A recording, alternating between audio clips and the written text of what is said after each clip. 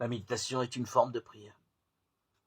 Pour un chrétien, méditer, c'est chercher une sorte de synthèse, c'est se mettre devant la grande page de la révélation pour essayer de la faire devenir nôtre, en l'assumant complètement.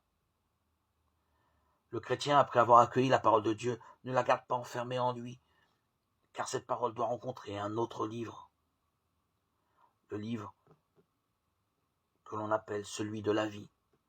C'est ce que nous essayons de faire chaque fois que nous méditons la parole. La pratique de la méditation a fait l'objet d'une grande attention auprès de nombreux disciples du Christ. Ce ne sont pas seulement les chrétiens qui en parlent.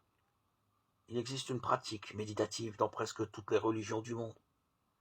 Et c'est aussi une activité répandue chez les personnes qui n'ont pas une vision religieuse de la vie. Nous avons tous besoin de méditer, de réfléchir, de nous retrouver. C'est une dynamique humaine.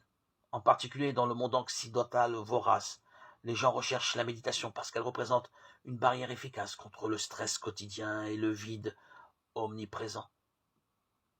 On voit ainsi des jeunes et des adultes assis en silence, dans le recueillement, les yeux mi-clos. Mais nous pouvons nous demander, que font ces personnes? Elles méditent. C'est un phénomène à considérer de manière positive. En effet, nous ne sommes pas faits pour courir tout le temps. Nous possédons une vie intérieure qui ne peut pas être toujours piétinée. Méditer est donc un besoin pour tout le monde. Méditer, pour ainsi dire, serait comme s'arrêter à reprendre son souffle dans la vie.